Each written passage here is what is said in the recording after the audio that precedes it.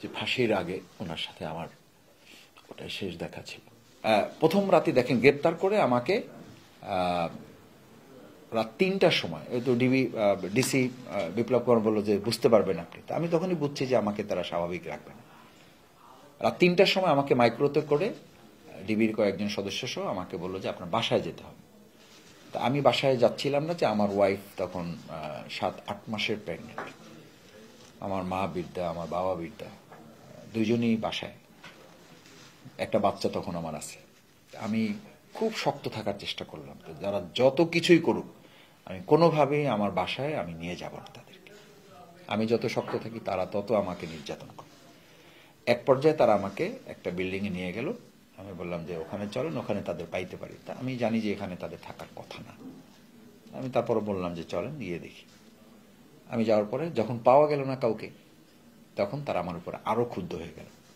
আমাকে নিয়ে ওই বিল্ডিংয়ের মালিককে নিয়ে আসলো। মালিককে নিয়ে এসে ছাদের দরজা খুললো, ছাদের খুলে গেট খুলে আমাকে ছাদে উঠালো, সব থেকে আমাকে আলাদা করে ফেললো।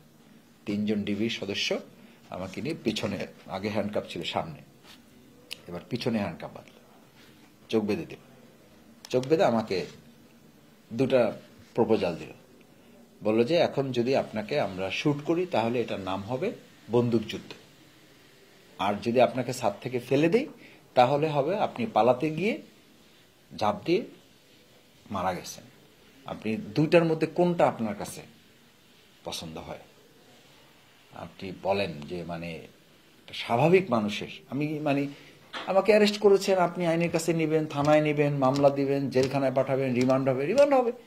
আপনি আগেই আমাকে মেরে ফেলার ডিসিশন নিচ্ছেন কি করে? এটা একদম প্রথম যেদিন গ্রেপ্তার করলো 9 আগস্ট, সেই রাতে আমাকে 3টার সময় ওই বিল্ডিংয়ে ছাদে উঠে তাদের প্রস্তাব হলো যে আপনি যদি এখন লাফ দিয়ে পড়েন তাহলে হবে আপনি পালাতে গিয়ে মারা গেছেন, আর যদি আপনাকে এখন শুট করি তাহলে আপনাকে আমরা মানে কি বলে যে বন্দুকযুদ্ধ বলে আমরা এটাকে মারতে হবে। এখন 2টার কোনটা আপনি করবেন?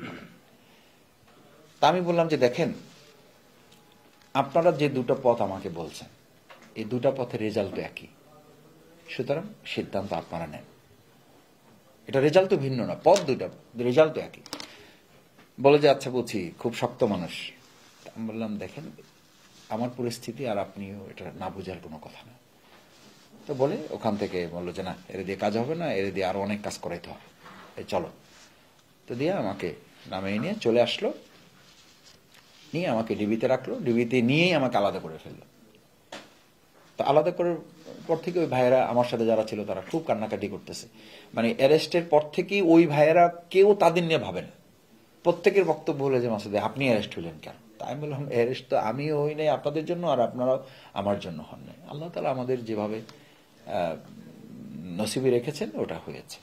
তো ওই দিন রাতটাই আমার জন্য মানে একটা বড় দুর্যোগের রাত গিয়েছে।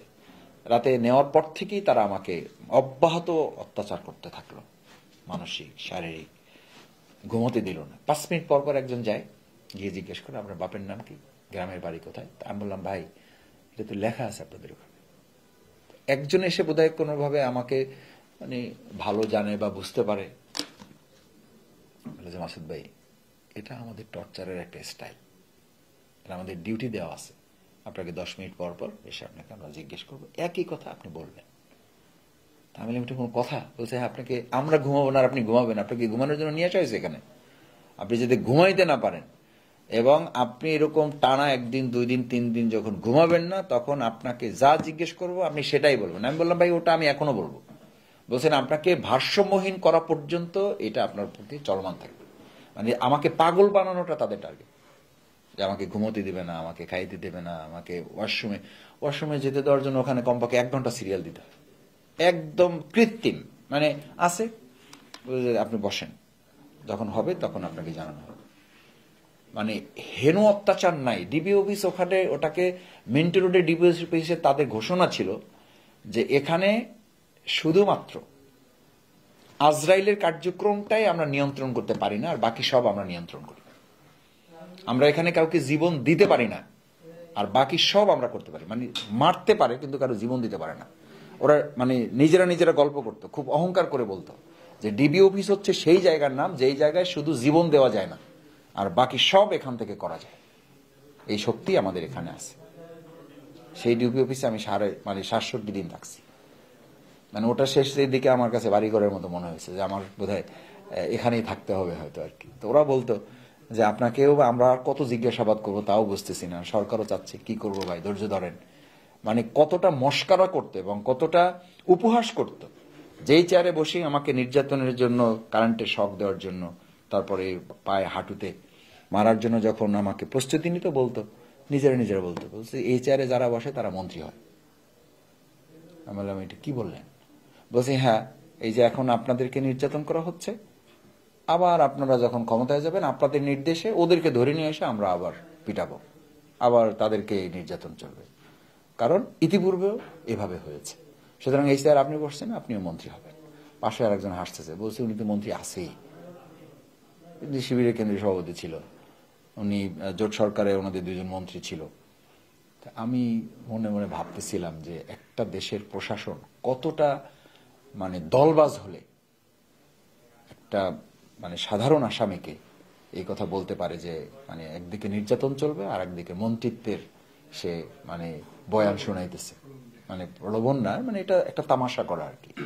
তো আমাকে বলছিল যে এই চেয়ারে যে বসে, মানে শুধু নির্যাতনের চেয়ার না, এই চেয়ারে এর আগে আমুরা বসছে, এই আমার নাম শোনাইতেছে, এই যে এই তোফায়েলরা এখন মন্ত্রী আছে, এরা এই চেয়ারে বসছে, আমরা এদেরকে নিয়ে আসছি, আবার কয়দিন পরে তাদেরকে নিয়ে আসবো। তো আমার কোনো কথাই ওদের ভালো না হলেও এটা তো কথা সত্য হয়েছে। পরে দেখলাম যে ওরা বলছে যে এই চেয়ারে এখন আপনাদের নিয়ে আসছি, আবার আপনারা নির্দেশ দেবেন ওদেরকে ধরে নিয়ে আসবো, ওদেরকে বসাই দেব। তো আমি তো তখনই বলেছিলাম যে এই অবস্থা তো আসলে পরিবর্তন হওয়া দরকার। আল্লাহ তাআলা আলহামদুলিল্লাহ পরিবর্তন দিয়েছে। আমি তো 3.5 বছর তো একটানা জেল খেটেছি। তো একটানা জেল খাটলে তো 3টা ঈদ পেয়েছি, 3টা ঈদ মানে 6টা ঈদ পেয়েছি। ঈদ ফিতর পেয়েছি, ঈদুল আজহা পেয়েছি। প্রথম অনুভূতি যদি বলেন তাহলে ওখানে একটা ঈদের আলাদা আনন্দ আছে। আলাদা আনন্দটা কি, ওখানে একটা ফ্যামিলি আছে। এবং ঈদুল ফিতরের আমি 2টা নামাজে আমি ইমামতি করেছি। ওই সবাই মিলে প্রশাসনের সাথে এত ভালো জানতো আমাদেরকে। আমি এটা প্রশাসনের প্রতি, জেলখানার কর্তৃপক্ষের কাছে আমি কৃতজ্ঞ। রিয়েলি কি কারণে আল্লাহ ভালো জানেন। ওই আগে থেকেই প্ল্যান করা হতো। ওই বন্দী যারা, সিনিয়র বন্দী যারা, ওনারা বলতো যে এবার কিন্তু মাসুদ ভাই ইমামতি করবে। এটা আমাদের বাইরে থেকে হুজুর আসলে ওনারা বক্তৃতা করবে, কিন্তু ইমামতি কিন্তু মাসুদ ভাই করবে। তো আমরা বক্তৃতাও করতাম, তারপরে ইমামতি করতাম। ওই দেখা যায় যে ঈদের দিন সাধারণত ওপেন রাখতো জেলখানা, সবাই সাথে যাওয়া আসা। মানে আমরা জেলখানা এরকম বলতাম যে আমাদের কোনো দাওয়াতের সিরিয়াল পাইতে হলে কমপক্ষে 2 মাস আগে আমাদেরকে দাওয়াত দিতে হবে। মানে এত দাওয়াতের আমাদের ওখানে ডিমান্ড ছিল।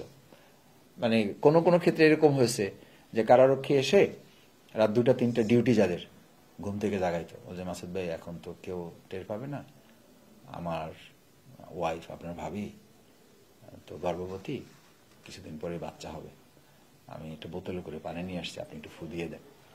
আমি বললাম আমি তো কোনো পিন না, বা আমি তো এগুলো করি না। কয় কিচ্ছু লাগবে না, আপনি শুধু আপনার ভাবি এটা বলছে, আপনার ভাবি এটা বলছে যে মাসুদ ভাইয়ের সাথে যদি দেখা হয় তুমি ডিউটিতে যাও, যদি ভাইয়ের ওখানে ডিউটি পড়ে তাহলে তুমি যে কোনো ভাবে একটু পানি পরা নিয়ে আসো।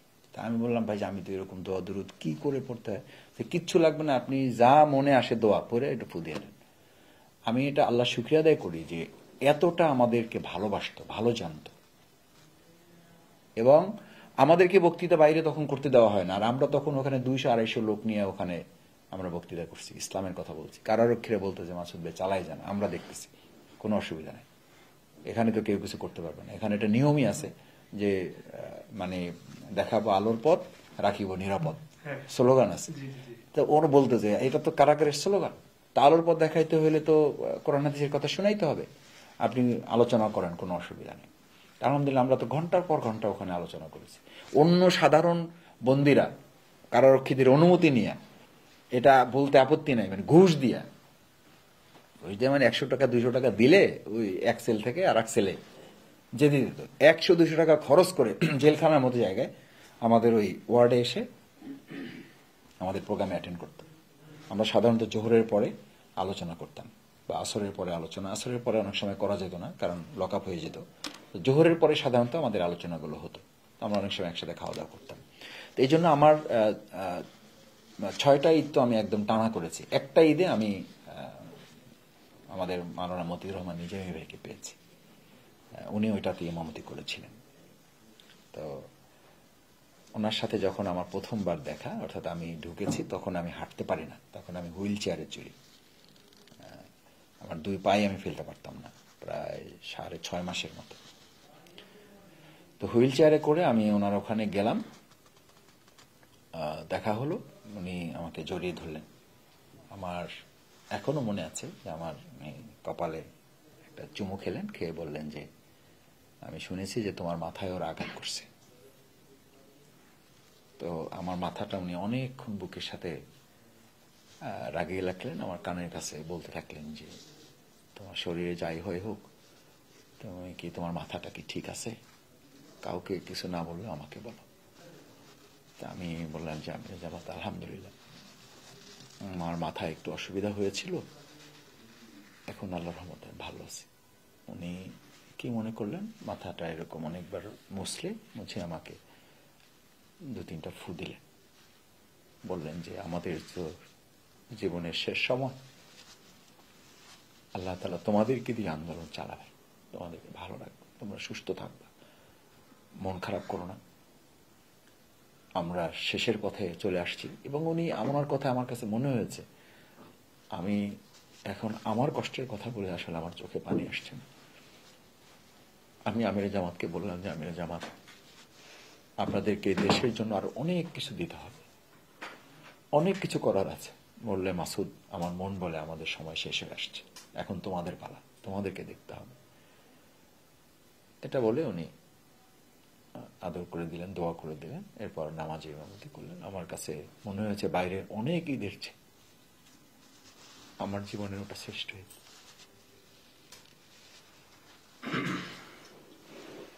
যে ফাঁসির আগে ওনার সাথে আমার ওটাই শেষ দেখা ছিল।